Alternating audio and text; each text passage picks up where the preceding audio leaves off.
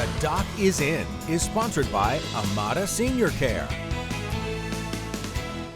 Hey, look who's back. Fox 56 News Chief Medical Contributor Dr. Ryan Stanton. Great to have him here this morning. Today he's focusing on the recent flu spike and he thinks we're turning a corner. Yeah, I believe so. I think this has been a significant season, and I think a lot of people understand how bad it's been. But for us in the emergency department, it's been huge, and a lot of you have felt like this over the last little bit because of our friend, the flu virus.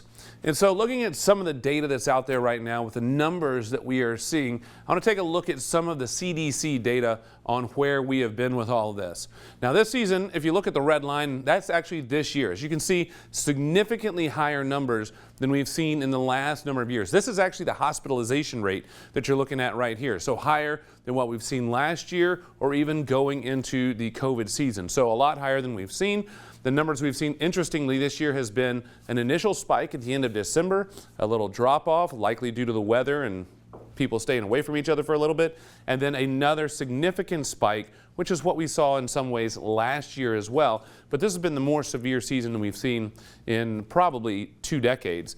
A lot of this has to do with a combination of unvaccinated folks, the vaccine hesitancy. Fewer people got the vaccine this year, but also the vaccine isn't a great match this year. Still significant decrease in the number of people who get significantly sick or get the flu if they get the vaccine.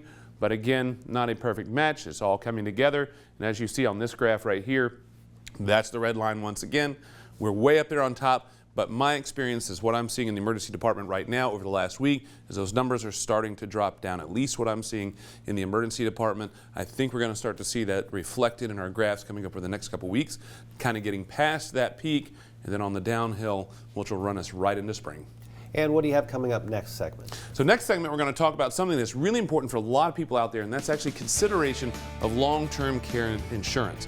That's something that a lot of people wish they had done in a way to help prevent ruining all of those life savings on later care. All right, Doc, looking forward to it. Thanks.